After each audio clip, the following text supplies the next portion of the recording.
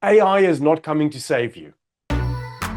AI will not replace the human side of sales, but it will replace the average side of sales. Selling doesn't work, quite simply because nobody wants to be sold to. By show of hands, who on this call likes to be sold to?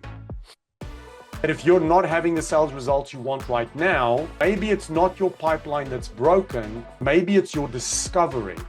In all of this noise that we're creating, we are at risk of losing the one thing that drives revenue, and that's human connection. I often say no dialogue, no deal. And we took that business from 18 million to 180 million, no external funding, no acquisitions, all organic growth. And we do one thing. We help businesses grow fast, profitably, and predictably. In fact, when you think about the literal definition of sales, sales is the transfer of trust.